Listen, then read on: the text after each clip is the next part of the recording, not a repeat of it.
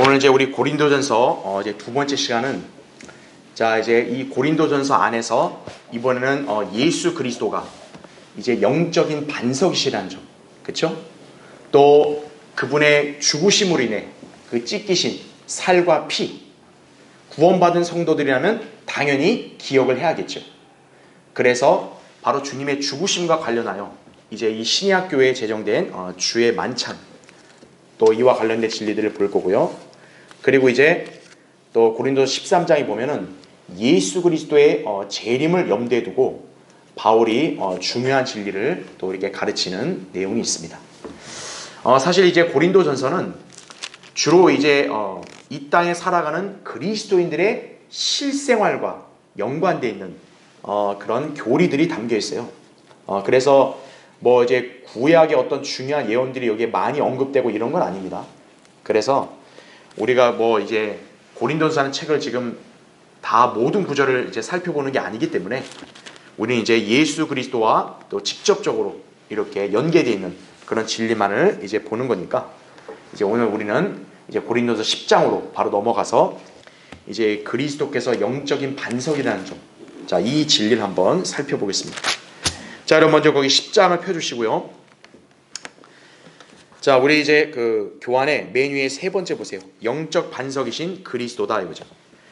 바울은 고린도서 10장에서 그리스도인들이 따라야 할 본보기로 구약의 이스라엘 백성에게 일어난 역사를 서술하고 있다 이거죠.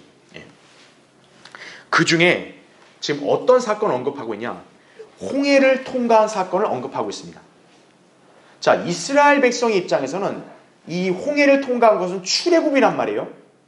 이제 하나님께서 마침내 그분의 백성을 세상으로부터 선별하여 부르신 거란 말이죠.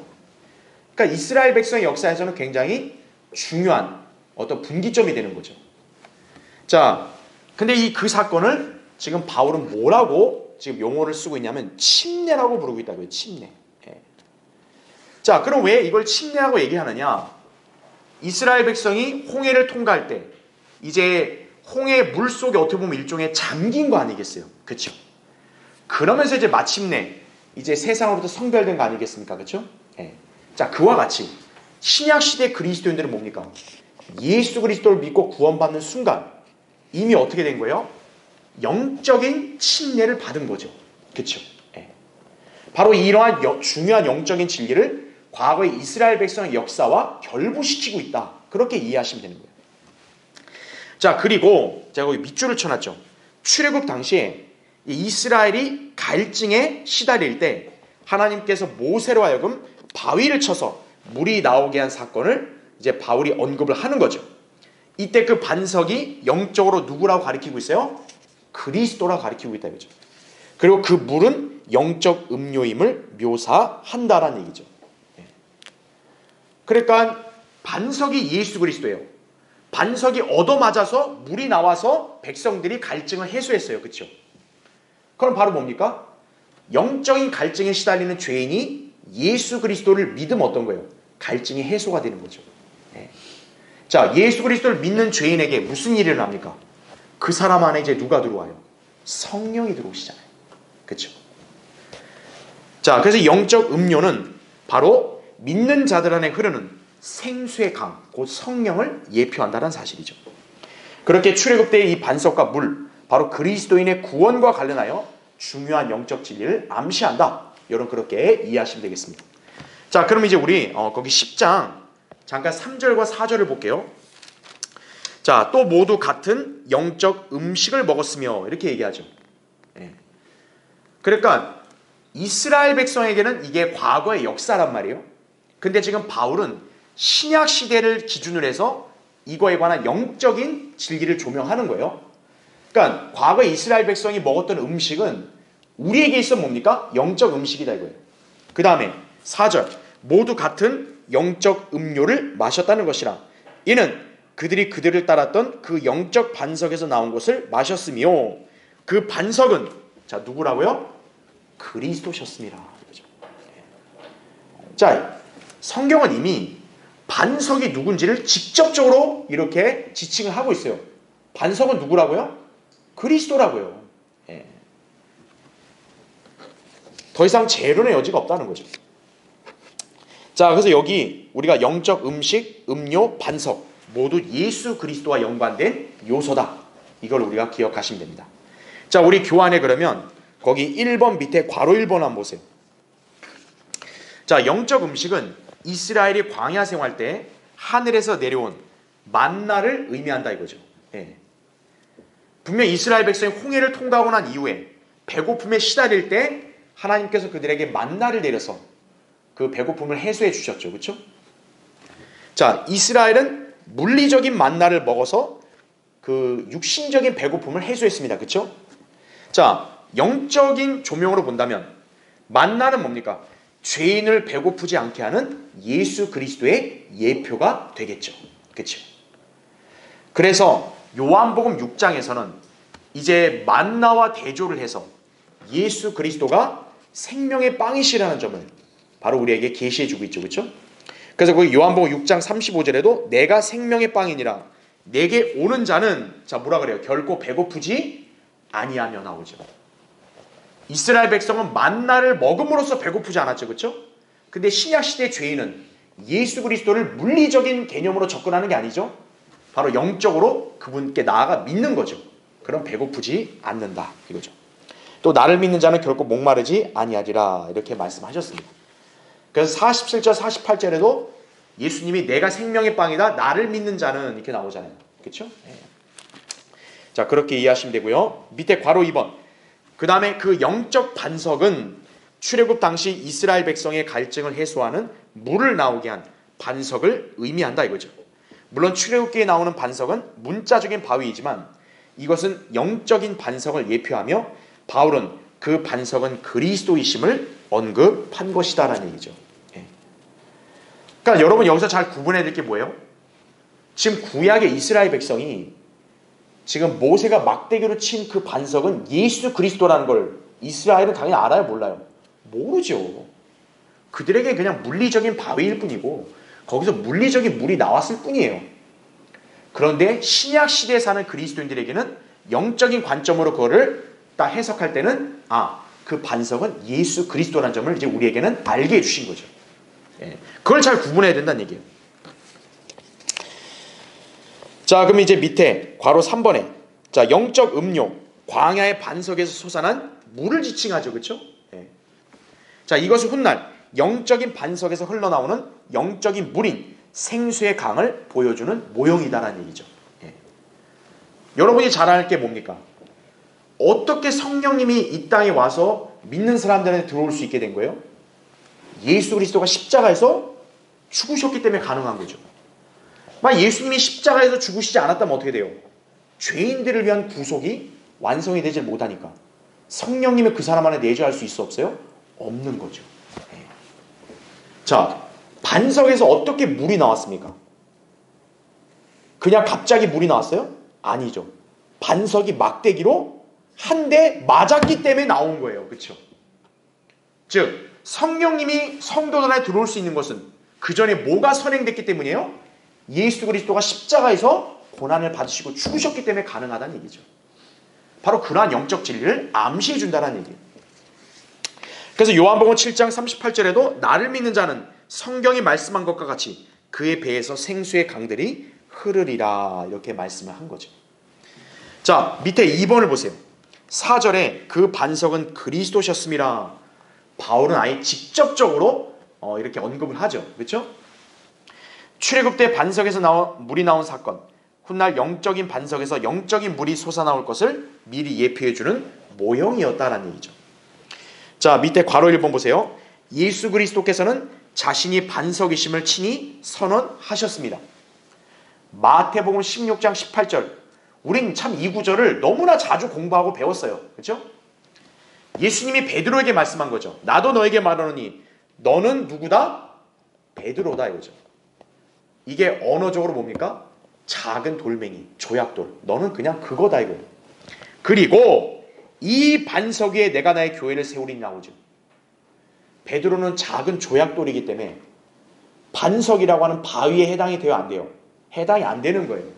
그러니까 여기에 이 반석은 누구를 가리키겠어요? 예수 그리스도를 가리키는 거죠. 로마 카톨릭은 여기서 반석을 베드로라고 우겨대죠. 하지만 베드로는 예수 그리스도가 모퉁이의 머릿돌이시고 또 넘어지게 하는 돌과 거치는 반석이심을 진술했다는 얘기죠. 베드로전서 2장 6절부터 8절에 나옵니다. 자, 그래서 바로 이번에 왜 반석이 그리스도인가가 이게 중요하냐면은 반석에서 물이 나와 하나님의 백성의 목마름을 해결해 준 이 사건의 영적인 진리가 설명이 되기 때문에 그런 거예요. 만약에 반석을 베드로라고 하면 무슨 문제가 생겨요? 베드로가 죄인의 영적인 목마름을 해소해 준다, 이런 설명이 돼버리는 거거든요. 그럼 그거는 당연히 해당이 돼요? 해당이 안 되죠. 베드로가 어떻게 죄인들의 영적인 목마름을 해소해 주나요? 그렇죠. 예. 그러니까 반석이 그리스도라는 점은 중요하다는 거죠. 그래서 밑줄 친 거 보시면 백성을 위한 물이 나오기 위해서 그 반석은 잘 표시해 주세요. 몇 번 맞았다고요? 한 번 맞았다는 거예요. 한 번. 예. 수십 대 맞은 게 아니에요. 한 대 맞은 거예요. 출애굽기 17장 6절에 나온 거죠. 이것은 죄인을 구원하기 위해 한 번 고난을 받으신 예수 그리스도를 예표한다는 얘기죠. 그래서 히브리서 10장에서 강조하는 표현이 뭡니까? 한 번 예수 그리스도의 몸을 드렸다, 한 번의 제사, 이런 표현이 자꾸 나오는 거예요. 한 번, 이거죠. 자, 그 다음에 괄호 3번 보시면 이집트를 탈출하여 약속의 땅으로 향해 가던 40년 동안 줄곧 이스라엘 백성에게는 이처럼 영적인 반석이 따라다녔다는 얘기죠. 자, 우리 아까 4절을 읽을 때 보면 그들이 그들을 따랐던 그 영적 반석이라는 표현이 나와요. 우리가 알 수 있는 게 뭡니까? 이스라엘 백성이 지금 반석을 따라다니는 게 아니라 반석이 이스라엘 백성을 따랐다고 얘기합니다. 그렇죠?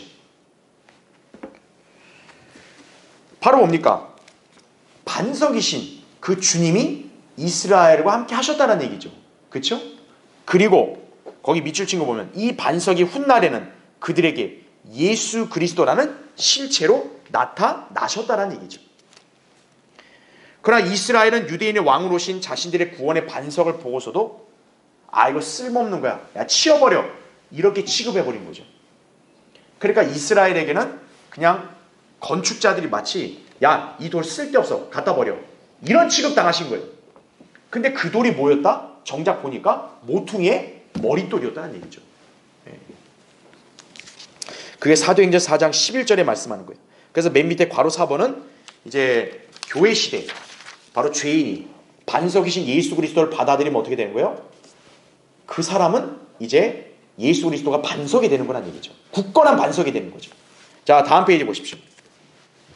그 다음에는 맨 위에 줄 나온 대로 그 사람 안에는 이제 물, 즉 생수의 강이 흐르게 된다는 사실이죠. 그래서 요한복음 7장 38절 39절에 나온 말씀에 따라 나를 믿는 자는 그에 비해서 생수의 강들이 흐르리라. 그러면서 이것은 주께서 자기를 믿는 사람들이 받게 될 성령을 말씀하신 것이라 라고 성경이 바로 해석해 주는 거죠. 그렇죠. 예수님을 믿었어요. 그의 배에서 생수의 강들이 흐른대요. 이게 무슨 말이냐? 물리적인 물이 아니라 그 다음 절에 나온 대로 그들 안에 성령이 계신다는 걸 말한다는 얘기죠. 그렇게 비유해서 말씀한 거죠. 그래서 괄호 5번에 그러므로 킹제임스 성경에서는 여기 반석을 고디체로 반석 이렇게 표기한 거예요. 왜요? 이 반석은 단순한 인간이 아니라 바로 하나님이시라는 점을 알려주는 거죠. 그래서 우리 성경에도 반석을 고디체로 쓴 거예요. 그걸 우리가 잘 기억을 해야 됩니다. 자, 그럼 밑에 3번을 보십시오. 한편 반석을 쳐서 물이 나온 사건이 십자가의 고난을 당하신 예수 그리스도를 예표한다는 진리를 잘 보세요. 하나님께서 중요하게 암시하셨음을 유념해야 되는 거예요. 자, 이스라엘 백성이라는 인간의 관점을 볼 때는 그냥 바위에다가 막대기를 쳤더니 물이 나와서 우린 그 물 마셨어, 이게 끝이었어요. 그런데 하나님의 입장에서 뭐예요? 그 이스라엘 백성에게는 육신의 목마름을 해소해 준 거지만 하나님은 영적인 영역에서는 어떤 거예요? 이 반석이 물을 나오게 한 것은 장차 예수 그리스도가 죄인들을 위해 고난을 받음으로써 그 사실을 믿는 사람에게 성령을 준다라는 그 진리를 하나님께서는 다 안배해 놨다는 얘기예요. 그러니까 하나님은 그것을 예표로 딱 정해놓고 그거를 계시한 건데 이 예표를 인간이 함부로 그거를 바꾸면 돼야 안 돼요? 안 된다는 얘기죠. 하나님은 그것을 굉장히 불쾌하게 여기는 죄로 간주하신 거예요. 그 예가 뭐냐? 바로 모세죠, 모세. 자, 한번 여러분 민수기 20장 한번 찾아보세요. 자, 껴놓으시고 거기에 7절부터 볼게요. 주께서 모세에게 일러 말씀하시기를 막대기를 가지고 너와 내 형 아론은 회중을 모아놓고 그들의 목전에서 거기 잘 표시해 주세요. 바위에게 이번에 어떻게 하래요? 말하라 나옵니다. 지금 이거는 출애굽기 17장의 상황과 지금 동일한 그런 지금 위치인 거예요. 즉 백성들이 목말라 해요. 다시 자 바위가 또 있어요. 그럼 이번에 어떻게 하라는 거예요? 바위한테 말만 하라 이거죠. 예. 왜요? 그 전에 바위는 어떻게 했어요? 한번 맞았잖아요. 막대기로 쳐서 맞았잖아요. 그러니까 이번에 하나님은 어떻게 해요? 바위한테 말하라고 합니다. 그럼 어때요? 그것이 자기 물을 내리니 너는 바위에서 나온 물을 그들에게 가져갈지니라 이렇게 얘기했습니다. 그렇죠? 자 그런데 거기 10절 한번 보세요. 모세와 아론이 회중을 바위 앞에 모아놓고 그들에게 말하기를 나옵니다. 자 여기서 모세가 지금 비뚤어지게 행동한 거죠. 하나님은 모세에게 뭐라고 명령했어요? 누구에게 말하라 했어요? 바위에게 말하라 했는데 지금 모세는 바위가 아니라 누구한테 말하고 있는 거예요? 백성한테 가서 말하는 거예요. 왜 말해요? 이 백성이 패역하니까 화가 나니까 화를 내려고 지금 백성한테 간 거예요. 그래서 거기 11절 보세요. 모세가 손을 들어 자기 막대기로 그 바위를 몇 번 쳤어요? 2번 쳤다 이거죠. 예. 그러니까 성질이 난 거죠. 그러니까 2번 내리친 거예요. 자 일단 물이 어떻게 됐어요? 풍부하게 솟아나와서 회중이 마시고 그들의 짐승들도 마셨더라 이렇게 합니다. 자 어쨌든 백성들은 물을 마셨단 말이에요. 짐승도 마셨어요. 자 그런데 12절 보시면 그러자 주께서 모세와 아론에게 말씀하시기를 너희가 나를 믿지 아니하고 이스라엘 자손의 목전에서 나를 거룩하게 하지 아니하였으므로 너희는 이 회중을 내가 그들에게 준 땅으로 데리고 들어가지 못할 것이니라 하시니라. 이것이 무리바의 물이니 이는 이스라엘 자손이 주와 더불어 다투었고 주께서 그들 가운데 거룩함을 보이셨기 때문이라 말씀합니다.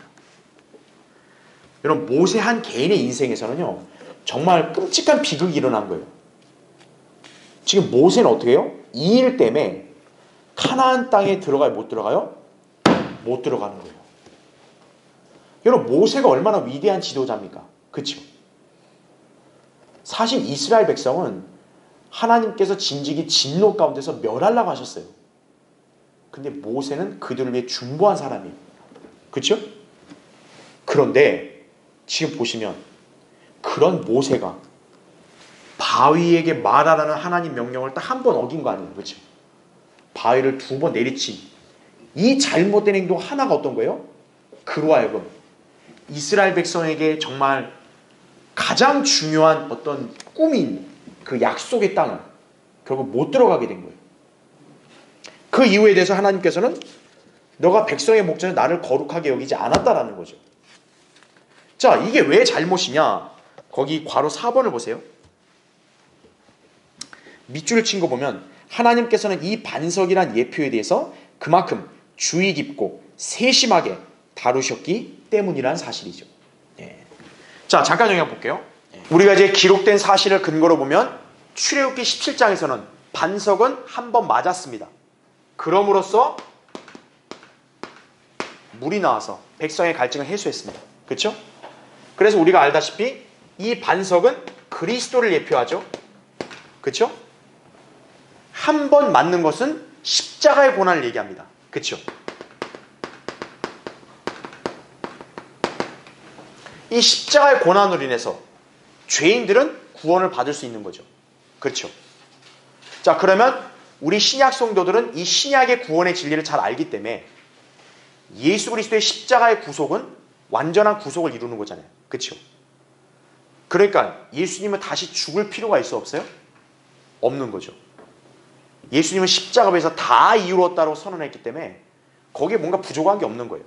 그래서 히브리서에서도 뭐예요? 한 번의 제사라고 합니다. 한 번의 제사. 그렇죠? 결국 십자가의 고난은 단번에 구속이에요. 그렇죠? 그러니까 하나님께서는 이 진리를 예표하는 사건으로 반석을 치는 것을 딱 이렇게 안배하신 거예요. 그러면 이 진리를 예표하기 위해서는 어때요? 이 구도가 깨지면 안 되겠죠. 그렇기 때문에 민수기 20장을 올 때는 다시 반석에다가 매로 또 치면 돼야 안 돼요? 안 되죠. 이번에는 뭘 해야 됩니까? 말하라. 반석한테 이제 말만 하면 돼요. 그러면 그 갈증에 시달리는 그 죄인의 그 죄를 이렇게 해결해 준다는 얘기죠. 그런데 모세는 어떻게 한 거예요? 이거를 무시하고 2번 친 거예요. 이거는 무슨 결과입니까? 반석이 이미 십자가에서 고난을 당했는데 또 그 반석을 다시 또 치는 거예요. 이건 마치 뭐와 똑같은 거예요? 예수님을 십자가에다가 다시 못 박는 것과 똑같다는 얘기죠. 그러면 그거는 신약의 구원의 진리와 맞아 안 맞아요? 안 맞게 되는 거죠. 모세가 2번 친 것은 결국 어떤 죄냐? 하나님께서 미리 딱 중요하게 세심하게 안배해 놓은 예표를 깨트린 죄예요. 하나님은 이걸 굉장히 불쾌하게 여기시는 거죠. 그렇죠? 모세는 본의 아니게 성경적인 신약 구원의 진리를 깨트려 버린 거예요. 이 모세의 행동은 마치 오늘날 누구를 연상하게 하냐? 로마 카톨릭을 연상하게 하는 거예요. 왜요? 로마 카톨릭은 성체 성사라는 미명하에서 어때요? 매 주마다 예수님의 그런 희생 제사를 자꾸 실제적인 제사로 갖다 붙이잖아요. 그러니까 로마 카톨릭의 미사는 마치 뭐를 전제한 거예요? 예수님이 죽으시는 걸 전제하는 거예요. 그러니까 이들은 어떤 거예요? 계속 예수님을 자꾸 죽이는 거예요. 모세는 본의 아니게 로마 카톨릭이 하는 행태를 예표해버린 거예요. 또 친 거예요. 잘못된 거라는 얘기죠. 그래서 하나님께서는 이 예표를 굉장히 중요하게 다루신 거다 이거죠. 그러니까 우리가 알 수 있는 게 뭡니까? 아하, 예수님의 십자가의 구속은 몇 번? 단번. 이 사실을 믿었어요. 죄인이 믿었으면 구원은 완성된 거죠. 더 이상 다른 게 필요 있어 없어요? 필요 없는 거죠. 그러면 그 다음으로 바위한테 말하라고 했죠. 이건 어떤 의미입니까? 자, 성도가 구원받았어요. 근데 성도가 죄를 졌어요. 그러면 그 성도는 다시 예수님을 영접해야 돼요? 아니죠. 이제 그 성도는 뭐 하면 됩니까? 이미 한 번 구원을 받았기 때문에 이제는 바위에게 말하는 거죠. 자백을 하는 거죠. 그렇죠? 저 뒤에 한번 가보세요. 어떤 분이 오셨는데 이렇게 이제는 뭐 하는 거예요? 자백을 하는 겁니다. 그게 바로 바위에게 말하라는 이 진리가 예표를 하는 거예요. 그럼 우리가 요한일서 1장 7절 9절 따면 성도가 자백하면 어때요? 죄를 용서해 주시죠. 그러니까 똑같은 거다. 그렇게 여러분이 이해하시면 되겠습니다. 그렇죠? 아까 괄호 6번 제가 설명드렸잖아요. 죄인이 예수 그리스도를 한 번 영접하면 그 구원이 영원히 보장이 되는 거죠. 그렇죠? 예수님은 그것을 뭐에 비유하셨냐면 요한복음 13장에 이미 목욕한 사람은 몸이 깨끗하다 이거죠. 그럼 이제 그 사람은 이제 뭐만 씻으면 돼요? 바깥 활동하고 들어오면 발만 씻으면 된다는 얘기죠. 바로 그와 같은 진리가 여기에 담겨 있다는 거죠. 그러니까 모세는 이미 바위를 한 번 쳤기 때문에 그 바위를 또 치면 안 되고 이제는 바위에게 말함으로써 죄로 시달려 있는 그 사람들을 이제 다시 해소해 주는 거죠. 구원받은 성도가 죄를 졌을 때 자백하면 용서받는 바로 그 진리를 모세가 가린 거다 이거죠. 그러니까 여러분들은 이 바위를 친 사건 이것이 신약적으로 어떤 진리가 함축되어 있는지를 잘 기억하셔야 되겠죠. 자, 우리 교환의 이제 네 번째 보겠습니다. 그리스도의 살과 피의 교제인 주의 만찬. 이제 예수님의 십자가에 죽으심을 알고 그분을 구주로 믿은 사람은 구원받은 거죠. 그렇죠? 그럼 이제 그 사람은 뭡니까? 주님의 죽으심을 늘 기억하는 거죠. 그렇죠?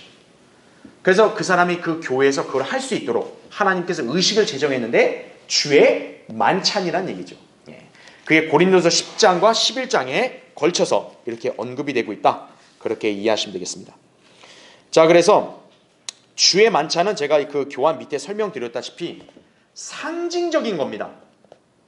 로마 카톨릭은 주의 만찬을 미사, 성체, 성사로 둔갑시켜서 실제적인 그런 식인 풍습을 행하고 있는 거예요. 가증한 짓이죠. 네. 주의 만찬은 결코 실제적인 개념이 아니에요. 상징적인 의식이라는 얘기죠. 그걸 왜 하는지는 여러분 이제 거기 10장 펴져 있으면 16, 17절 보세요. 우리가 축복하는 이 축복의 잔은 잘 보세요. 그리스도의 피에 뭐라 그래요? 교제가 아니며, 또 우리가 떼는 이 빵은 그리스도의 뭐다? 몸의 교제가 아니냐 이렇게 얘기하죠. 이는 우리 많은 사람이 한 빵이요 한 몸이기 때문이며 우리가 모두 그 한 빵에 참여하기 때문이라 이렇게 말씀을 하고 있는 거죠. 자, 다음 페이지 보세요. 거기 3페이지 우리 교환에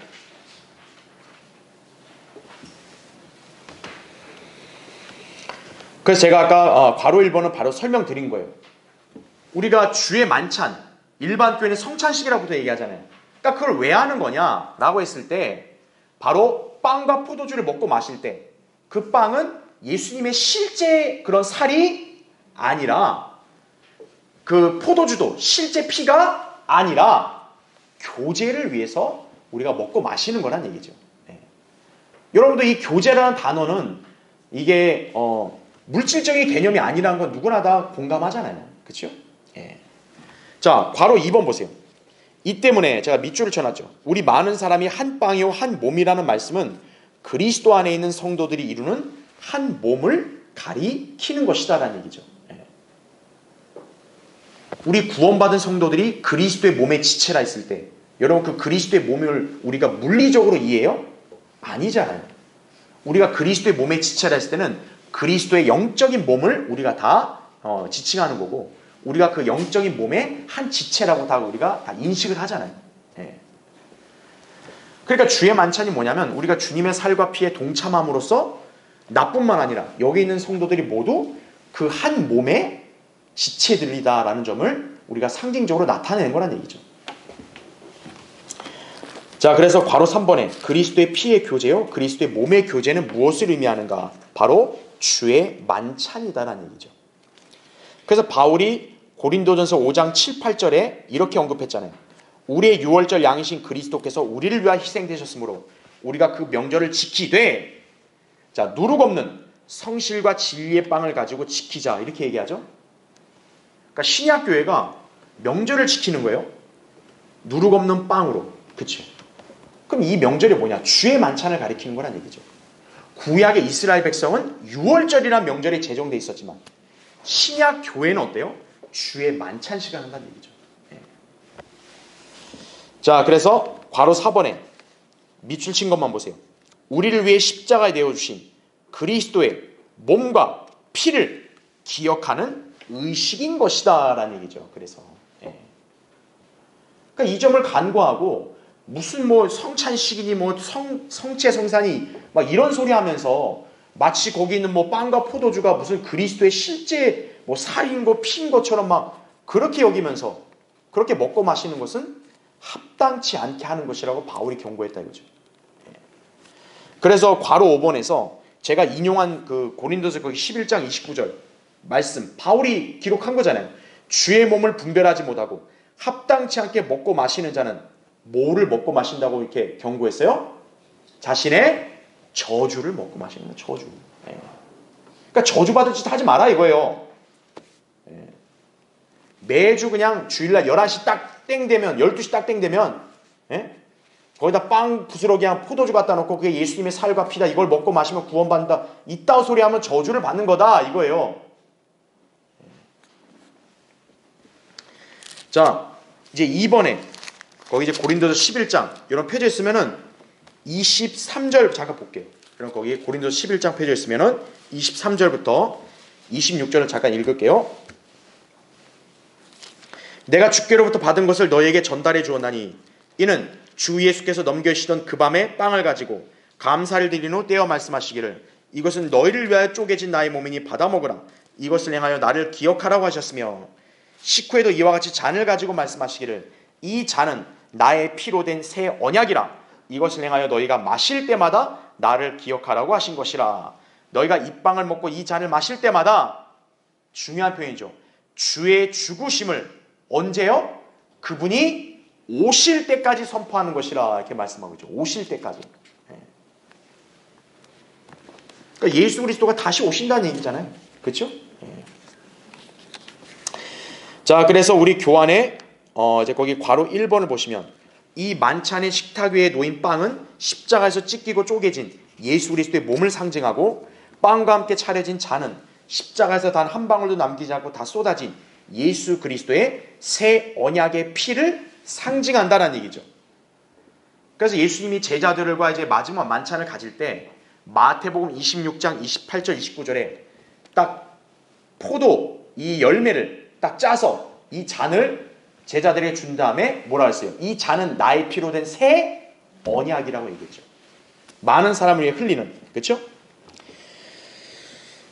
그러니까 이 잔은 뭡니까? 예수 그리스도의 피를 상징하는 새 포도주다 이거죠. 발효되지 않은 포도즙을 가리키는 거죠. 카톨릭이나 일반 교회들은 발효된 알코올, 술 포도주를 마시잖아요. 그건 잘못된 거죠. 예수 그리스도의 피는 죄 없는 순수한 피란 말이죠. 그걸 상징하려면 발효되지 않은 순수한 포도즙이어야 된다는 얘기죠. 그게 새 포도주죠. 그렇죠? 그래서 괄호 2번 보십시오. 바울은 주의 만찬에서 빵과 포도주를 먹고 마시는 것이 주님을 뭐 하는 것임을 말했어요? 기억하는 거다 이거죠. 주님을 영접하는 게 아니에요. 기억하는 거죠. 카톨릭은 성체성사를 왜 하는 거예요? 그들은 매주일 그렇게 함으로써 주님을 영접한다고 얘기해요. 그러니까 오늘 했잖아요. 또 다음 주일도 어때요? 또 먹고 마셔서 또 주님 영접한다. 이런 소리 하고 있는 거예요. 바울은 이 주의 만찬이 주님을 영접하는 게 아니라고 말하는 거예요. 주님을 기억하는 거라는 거죠. 그래서 뭘 기억하냐? 괄호 3번 보세요. 밑줄 친 것만 보세요. 우리 모두는 그리스도의 뭐의 지체라는 거예요? 몸의 지체들이다 이거죠. 영적으로 본다면 마치 뭐예요? 한 빵과 똑같다는 거죠. 그리스도의 몸이 한 빵과 똑같다는 거예요. 그러면 우리가 그 몸의 일부니까 그 빵이 찢어질 때 우리가 왜 먹는 거겠어요? 내가 그 빵에 다 속해 있다라는 것을 상징적으로 나타내는 거예요. 그러니까 주의 만찬은 이미 구원받은 성도들이 참여하는 의식이라는 얘기죠. 그걸 우리가 기억을 해야 된다 이거죠. 그 다음 밑에 3번을 보세요. 26절에도 아까 읽었죠. 우리가 이 주의 만찬을 언제까지 하는 거예요? 그분이 오실 때까지. 재림을 기억하는 거예요. 재림. 그러니까 예수 그리스도의 재림을 믿지 않는 교회들은 주의 만찬을 할 자격이 없는 거예요. 그래서 맨 밑에 괄호 1번 보세요. 나를 기억하라. 이 말씀은 그분의 죽으심을 기념하고, 다음 페이지요. 그분의 또 뭐를 상기하는 걸 의미한다? 다시 오심을 상기하는 걸 의미한다. 맨 위에. 그렇죠? 예수 그리스도가 다시 오시지 않는데 뭘 기억할 필요가 있어요. 그렇죠? 그래서 괄호 2번에 나온 설명은 뭐냐? 주의 만찬을 행함으로써 예수 그리스도께서 다시 오실 때까지 우린 주님의 죽으심을 선포해야 마땅하다 이거죠. 성도들이 교제를 나눌 때 예수 그리스도의 재림을 기억하지 않는다면 그것은 그리스도인들의 교제가 될 수 없다 이거죠. 이처럼 왕이요 구속주이신 주 예수 그리스도를 기억하는 거룩한 자리가 바로 주의 만찬식인 것이다라는 얘기죠. 그렇죠? 자, 그래서 주의 만찬 바로 예수 그리스도의 죽으심과 연관된 의식이다 이거죠. 자, 마지막 5번째 주제. 재림하실 예수 그리스도를 지칭하는 온전한 것이. 자, 이거는 여러분 고린도서 그 13장 한번 펴보세요. 13장 9절부터 볼게요. 자, 지금 13장의 이 전후 문맥은 어떤 취지로 기록이 됐냐면, 바울이 이제 고린도 교회 성도들에게 최상의 은사들을 열망하라 했어요. 근데 그 전에 전제가 될 게 뭐냐면 사랑이 있어야 된다는 얘기예요. 사랑이. 아무리 최상의 은사들이 있다 할지라도 사랑이 없다면 무의미하다라는 점을 바울이 강조하는 거예요. 근데 왜 사랑이 이렇게 중요하냐고 얘기하면은 믿음이나 또 성경의 예언이나 지식 이런 것은 언젠가 끝이 온다는 거죠. 근데 사랑은 어떤 거예요? 끝이 없다라는 거예요. 그래 사랑이 위대하다고 지금 바울이 역사라는 거거든요. 자, 근데 우린 여기서 구절을 잠깐 볼게요. 이는 우리가 잘 보세요. 부분적으로 안다고 얘기하죠. 또 부분적으로 예언한다 그랬죠. 여러분, 예언은 성경에 기록된 말씀 아니겠어요? 예언 아니에요. 근데 지금 현재 우리는 성경의 예언이나 우리가 또 성경을 믿고 실행하는 것을 어떻게 한다? 부분적으로 한다는 거예요. 그런데 10절 보세요. 중요한 표현이 나옵니다. 온전한 것이 오면 그때는 부분적으로 하던 것이 어떻게 된대요? 끝날 것이기 때문이라고 죠. 그러니까 지금은 부분적인데 온전한 것이 오면 끝난다는 거예요. 그럼 여기 온전한 것이 뭐냐 이거예요 도대체. 성경의 예언에서 가장 궁극적인 게 뭡니까? 그게 언제 성취가 돼요? 예수 그리스도가 다시 오심, 재림으로 성취가 되는 거죠. 그렇게 되면 이제 우리 그리스도인들은 변화되어 주님께 갈 거 아니겠어요? 그럼 이제 우리가 변화되어 있는 상태로 주님께 가서 주님 만나게 되면 어때요? 이제는 그동안 부분적으로 그냥 희미하고 막연하게만 알았던 것을 명명백백히 다 알게 될 거란 얘기죠. 그래서 거기 11절 보세요. 그걸 뭐에 비유했냐면 어린아이와 어른으로 비유한 거예요. 내가 어린아이였을 때는 어린아이같이 말하고 어린아이같이 이해하며 어린아이같이 생각하였으나 어른이 되고 나서는 어린아이의 일들을 버렸노라 이거죠. 그렇죠? 이걸 상식적으로 보면 어린아이들은 어른들의 세계에서 일어난 일을 알아요? 몰라요? 모르죠. 그럼 어린아이가 물어요. 이게 뭐냐 그러면. 그럼 어른들의 입장에서 그걸 설명을 다 못 해줘요. 왜? 못 알아먹으니까. 너 나중에 크면 알게 돼. 이렇게 되는 거죠. 그렇죠? 그러니까 어린아이는 어른들의 세계를 자기들의 시각으로만 피상적으로 아는 거예요. 그렇죠? 그게 지금 마치 현재 교회 시대에 살고 있는 우리가 성경의 진리나 예언을 아는 수준이라는 얘기죠. 우리가. 네. 자, 신구약에는 예언들이 명확하다 해도 여기에는 우리가 이해하기 어려운 난해한 예언들이 많아요. 그렇죠? 성경 말씀 많다고. 그리고 여러분은 앞으로 이제 우리가 어떤 일들이 벌어지고 그리고 여러분 인생 개개인에서도 뭔가 이해하기 어려운 일들이 벌어진 경우가 있을 거 아니에요. 그렇죠? 아무리 이거는 성경이나 영적인 관점으로 내가 판단하려고 해도 이해 못한 일들이 있을 거예요. 그렇죠? 그게 현재 우리의 한계예요. 그런데 이제 주님이 오시면 어떻다는 거예요? 그런 것들이 이제 다 알게 된다는 얘기죠. 바로 그게 이제 우리가 성경과 예언을 지식을 아는 수준이 어린아이와 어른의 상태라는 거죠. 그러니까 예수 그리스도의 재림을 기점으로 뭐예요? 그 이전이 현재 우리는 아직 수준이 어린아이밖에 안 된다는 거죠. 우리가 주님을 직접 본 것도 아니잖아요. 그렇죠? 주님께서 이런 말씀을 왜 이런 의도를 갖고 했는지 우리 자세히 모른다고요. 그냥 성경에 기록된 것만 알 뿐이죠. 그렇죠? 근데 주님이 오시면 이제는 선명하게 다 알게 된다는 얘기예요. 네. 어린이 때 몰랐던 걸 어른이 되면 알잖아요. 그와 똑같은 맥락인 거죠. 자, 12절에 그걸 뭐로 비유했냐? 지금은 우리가 뭐를 통해 희미하게 본다 그래요? 유리를 통해 희미하게 보나. 그때는 얼굴과 얼굴을 어떻게 한다? 마주 볼 것이요. 지금은 내가 부분적으로 하나. 그때는 내가 알려진 것처럼 알게 되리라. 이렇게 말씀하는 거죠. 자, 여기에 또 어떤 단어가 나와요? 유리가 나오죠. 유리하면 여러분이 떠오르는 물건이죠. 거울이죠. 이 유리나 거울의 특징은 뭡니까? 어떤 실제를 비춰서 내가 그 모습을 보는 거지만 사실 내가 실체를 보는 것은 아니죠. 유리나 거울로 비춰진 모습은 내가 그냥 막연하게만 보는 거예요. 아, 이렇게 생겼구나. 그렇죠? 근데 속속들이 그 안에 있는 것까지는 다 모르죠. 그렇죠? 그러니까 지금 현재 우리가 주님에 대해서 또 이 진리의 말씀에 대해서는 우리는 마치 유리로 비춰지는 것을 보듯이 그냥 피상적으로만 알고 있을 뿐이라는 얘기죠. 예. 그러니까 우리는 그 안에서만 성경 지식과 예언을 믿고 받아들이는 거예요. 그렇죠? 그런데 이제 아까 얘기했던 온전한 곳이 오면, 즉 예수 그리스도가 다시 오시면 이거죠. 그럼 어떻게 됐어요? 우리는 그동안 주님을 말씀으로만 들었지만 직접 보는 거 아니겠어요? 아, 주님이 이런 분이시구나. 아, 이렇게 생기셨구나.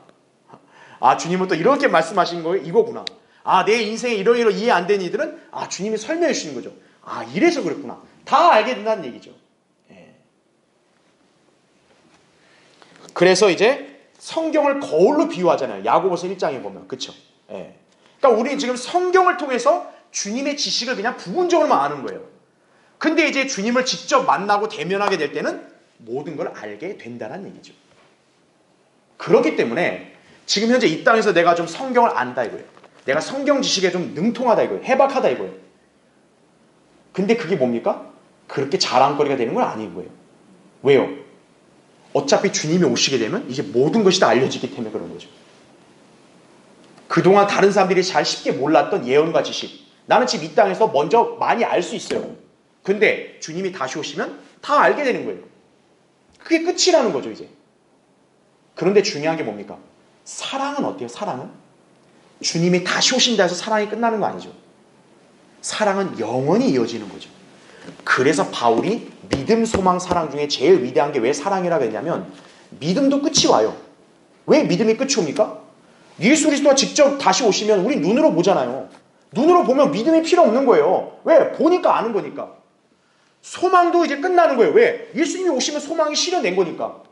믿음, 소망은 다 끝나는 거예요. 예수 그리스도가 재림하시면. 그런데 사랑은 어떻다? 끝나지 않는다는 거예요. 영원하다는 거죠. 네. 그래서 이 사랑이 위대하다는 점을 바울이 강조하기 위해서 예수 그리스도의 재림을 기점으로 하여 우리의 성경 지식과 예언과 사랑을 비교한 것이다. 그렇게 여러분이 이해하시면 된다는 얘기죠. 자, 지금은 제가 말로 이걸 다 설명했지만 자세한 내용을 제가 교환에다 다 이렇게 정리해 놨으니까 여러분이 따로 공부하시면 이해가 되실 거예요.